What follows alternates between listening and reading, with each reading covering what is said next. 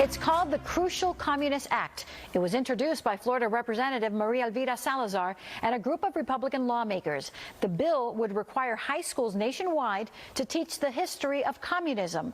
Earlier this week, I went one-on-one with the Congresswoman. Here's why she says this bill is so important. Congresswoman, thank you so much for joining us once again here on NBC6 Impact. My pleasure to be close to you and close to home. As a Cuban American, the issue of communism is of utmost importance to you. And you introduced the Crucial Communism Teaching Act, or CCT. What will that entail?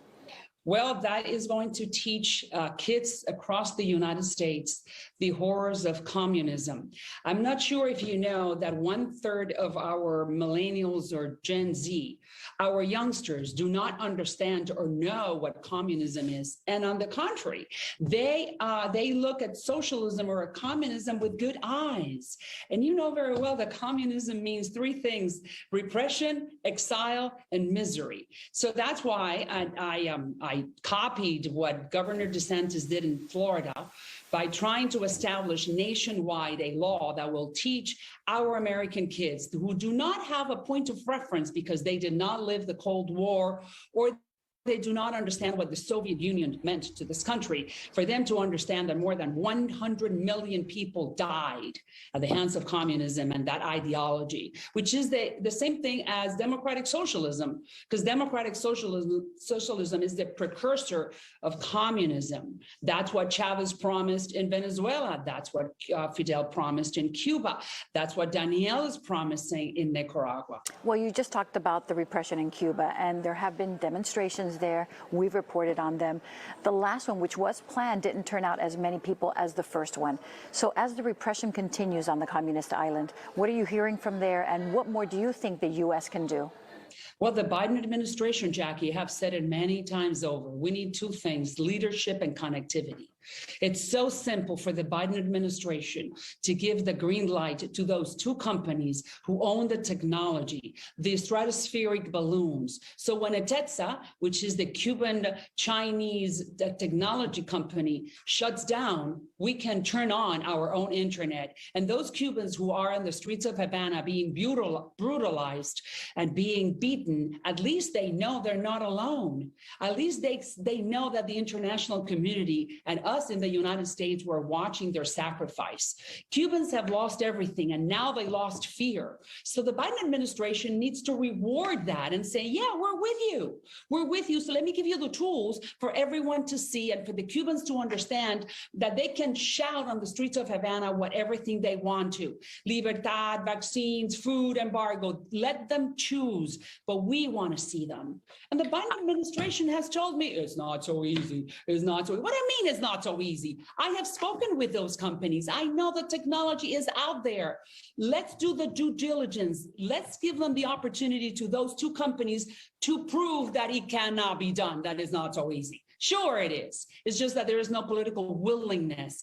And I have said it many times over. I have told the Democratic administration, I am more than willing to give you all the glory and all the credit if you turn around what's happening in Cuba.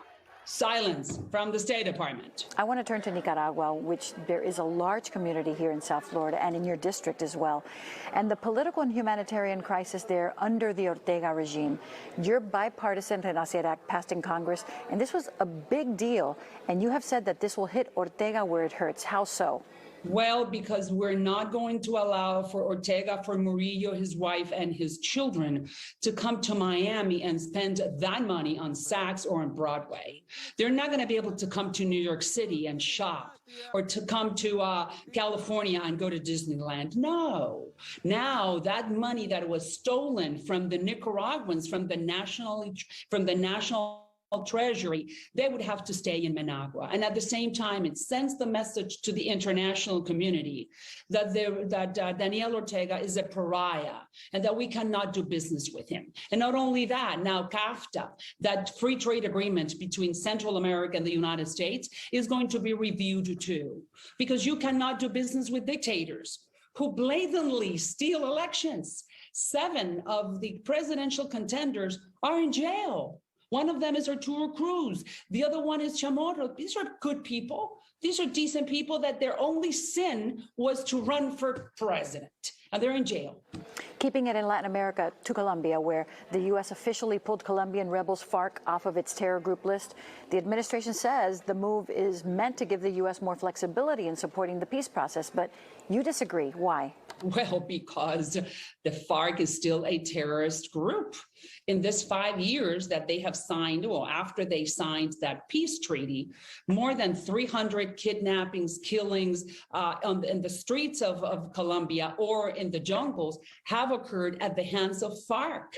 FARC is still what it was, a narco-terrorist guerrilla. And now the Biden administration is rewarding them by saying, oh, yeah, we can do business with you. So if I take you off the list of terrorist countries, all I'm doing is allowing for that organization to receive funds from international organizations like IMF or World Bank to come to the United States, and we can give them visas because, you know, they're supposedly they're illustrious citizens of Colombia. No, they're a bunch of thieves. It helps and it fuels the socialist movement led by Gustavo Petro, who unfortunately is leading the presidential polls in Colombia.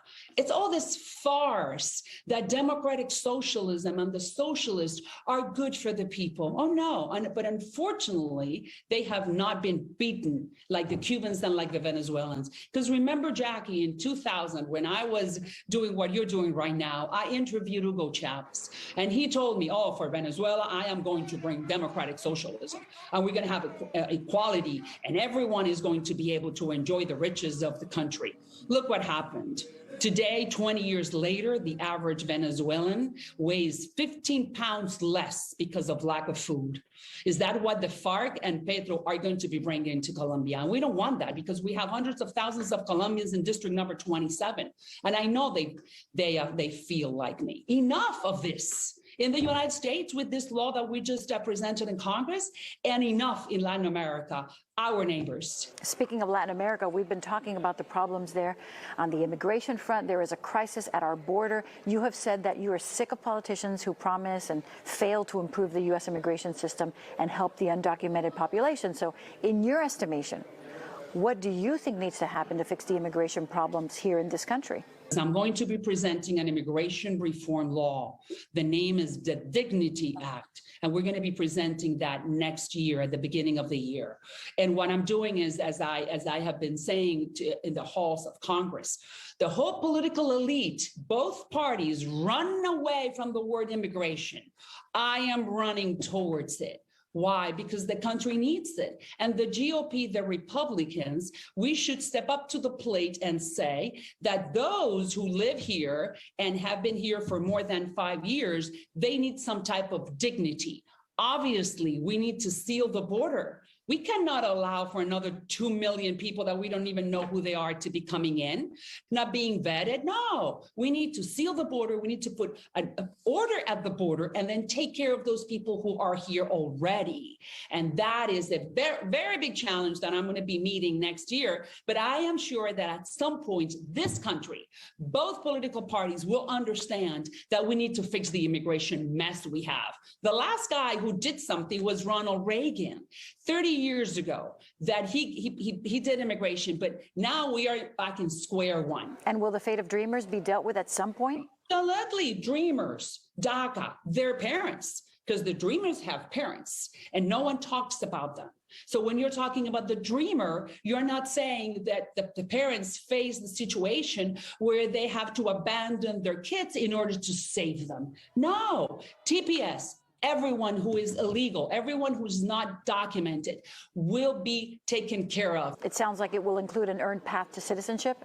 Absolutely. But after 10 years, I give you dignity for 10 years, and you will determine if you want to go into the redemption path, which is the next chapter after dignity, and if you want to become an American. But if you do not want to become an American, then you can live with dignity all your life, because that is what's happening right now. This topic of all or nothing that are always the Democrats presenting.